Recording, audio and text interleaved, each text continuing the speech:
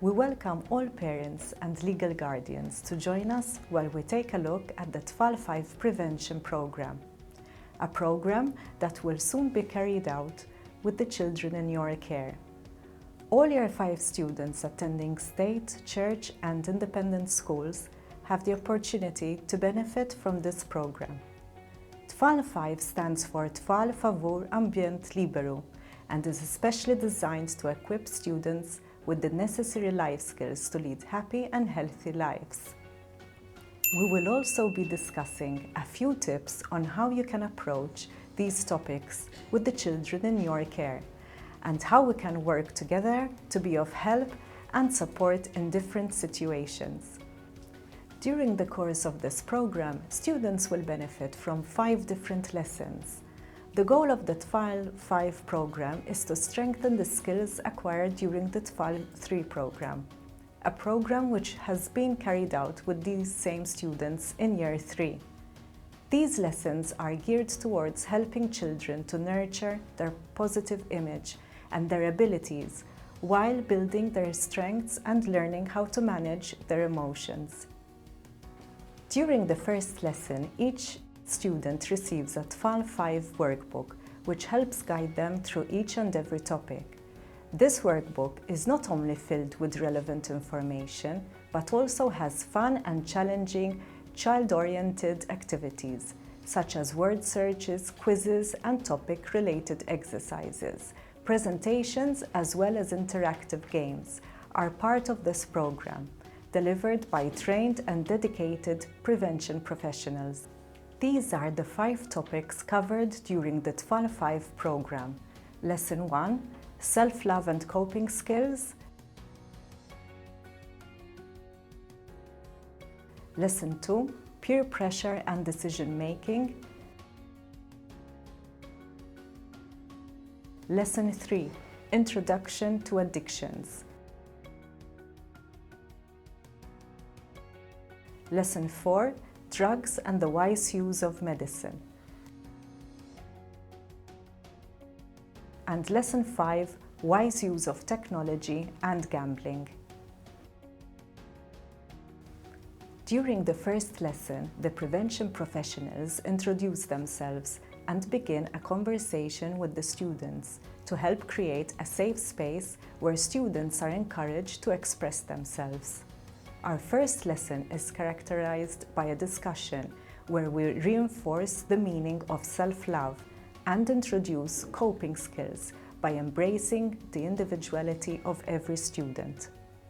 We emphasize the importance of loving and appreciating ourselves just as we are, with all our unique and special characteristics.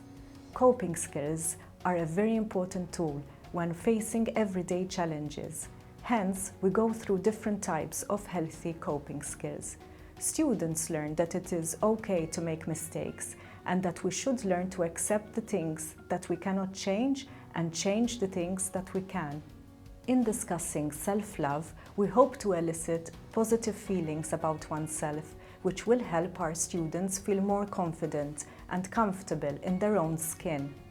The second part of the lesson focuses on healthy coping skills, which often leads students into feeling more resilient, while also developing a sense of responsibility towards their own actions, as well as changing their feelings towards any disappointing experiences. And now we have the parent tip. Mistakes help us learn and move forward. Discuss mistakes with the children in your care, and together you can come up with solutions and ways to improve or avoid such mistakes in the future. The second lesson highlights different strategies that students can use to deal with peer pressure, including how to walk away, set limits, and say no. We encourage students to look for supportive peers who can help them achieve their goals and dreams. We then move on to discuss decision-making skills by explaining these 3 simple steps. Stop what you are doing, think about the consequences, and decide what is best for you. We talk about the importance of considering the consequences behind every action and the benefit of talking to a trusted adult whenever they are faced with a difficult situation. And now we have the parent tip. Children feel empowered when they are allowed to choose for themselves. Whenever possible, you should create opportunities for your child to choose from different options. This will help children feel more confident in themselves and take responsibility for their decisions. The third lesson explains addiction by using the example of a fish net. We explain how easy it is for a fish to enter a net and then finds it difficult or in some cases impossible to escape. This is often the case with addictions, as individuals may find it hard to get out of addiction without asking for help. The provision of alcohol and tobacco smoking information is important because informed children are able to make more responsible decisions. Children are being faced with decisions regarding various substances at a very young age, now more than ever before, due to the media and the easy access to these substances in everyday events.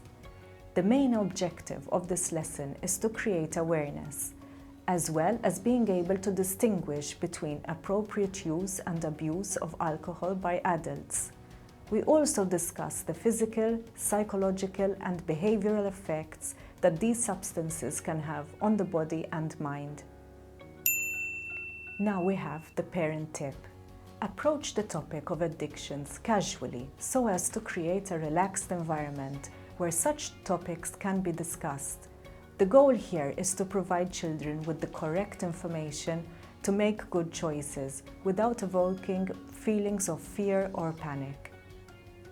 During Lesson 4, children learn how to take medicine safely and correctly and how to avoid harm from misuse of medicines. It also encourages them to ask questions about the difference between medicine and illegal drugs. Sedqa prevention professionals explain that prescription medication should be taken only when a doctor tells you to and only when administered by a trusted adult. Furthermore, we discuss different types of legal and illegal substances. Each drug has a different effect, function, and purpose, and we use 3 categories to explain the differences between stimulants, depressants, and hallucinogens. Now we have the parent tip. It is good to raise awareness about different types of substances and how they affect us. Discuss the possible side effects that medicine might have on the child in your care and encourage them to speak up and share any concerns that they might have on this topic. During our last lesson together, we discussed the topic wise use of technology and gambling. Children are proficient with technology and many seem to rely on it as much as the air they breathe. We start by highlighting the positive aspects of technology, like connecting with friends and loved ones, playing interesting games, and the vast educational resources that can be accessed with a few simple clicks. Then we continue our lesson by discussing the risks of technology and different ways that students can stay safe online. Few of the risks that are discussed: scams, divulgence of private information, and cyberbullying. Children are made aware of people with different intentions and that not everyone they meet online is who they seem. The presenter focuses on the negative repercussions of gambling and how this can affect those children who play games that require in-game purchases. We strongly encourage students that balance is the key. We empower children to engage in other activities.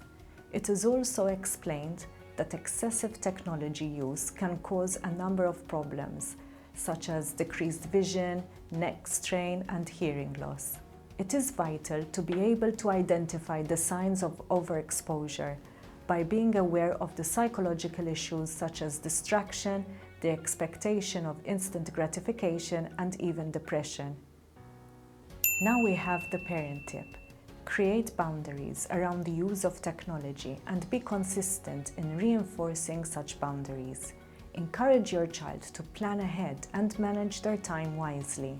This will help your child to maintain a healthy balance. At the end of the program, all participants receive a certificate of attendance. We acknowledge parents, legal guardians as our partners in delivering this message. Notwithstanding this, we understand that sometimes it could be challenging to discuss some of these topics with your children.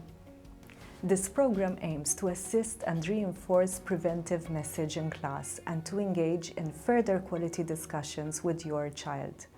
Prevention is always better than cure. Thank you.